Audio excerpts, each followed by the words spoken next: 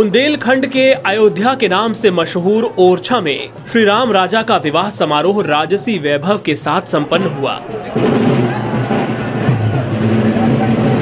बुधवार की रात राम राजा मंदिर से श्री राम राजा सरकार की वरयात्रा निकाली गई। वरयात्रा नगर के मुख्य मार्गों से होती हुई गई।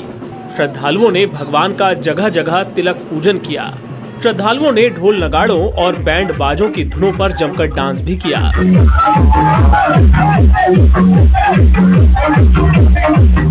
नगर भ्रमण के बाद रात के समय बारात जानकी मंदिर पहुंची, जहां पहले बारातियों का भव्य स्वागत किया गया। रात के समय वैदिक रीति रिवाजों के अनुसार विवाह संस्कार संपन्न हुआ।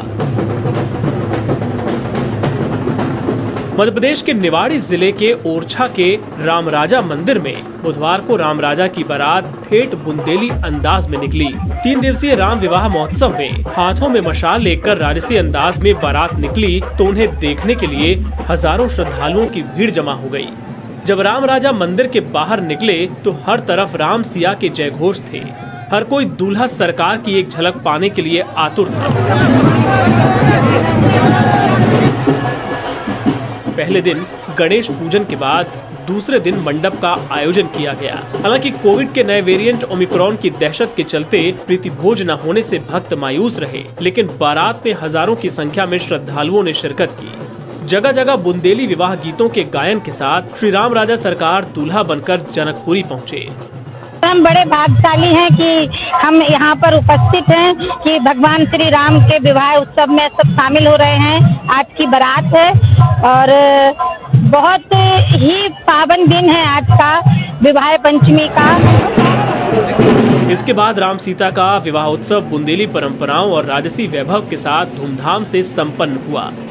राम राजा की नगरी ओरछा देश की एक ऐसी जगह है जहां भक्त और भगवान के बीच राजा और प्रजा का संबंध है। इसलिए ओरछा के परिकोटा के अंदर सिर्फ राम राजा को ही गार्ड ऑफ ऑनर दिया जाता है। ओरछा की सीमा के अंदर मुख्यमंत्री और प्रधानमंत्री समेत कोई भी अति विशिष्ट व्यक्ति गार्ड ऑफ ऑनर नहीं लेता है।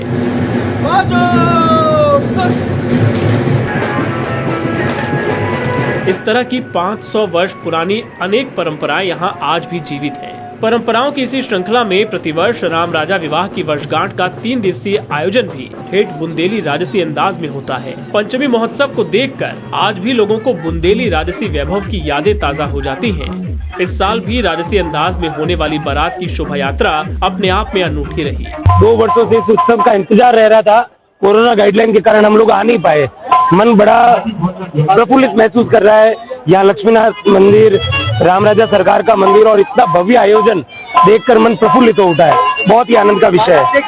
हाँ, बहुत सुंदर बारात, भव्य आनंद, भव्य उत्सव, राम राजा सरकार, पूरे नगर में भ्रमण और अलबेली सरकार का आनंद ही अलग है। बारात में दूल्हे के रूप में विराजमान राम राजा सरकार की प्रतिमा को पालकी में बैठाया गया। उनके सिर पर सोने का मुकुट नहीं बल्कि आम बुंदेली दूल्हों की तरह खजूर के पेड़ की पत्तियों का मुकुट पहनाया गया। पालकी के एक ओर छत्र और दूसरी ओर चंवर लगाया गया। रंग बिरंगी रोशनियों से जगमगाए ओरछा के रास्तों के बीच पालकी के आगे बुंदेली अंदाज में मशालची मशाल लेकर आगे आगे चल रहे थे।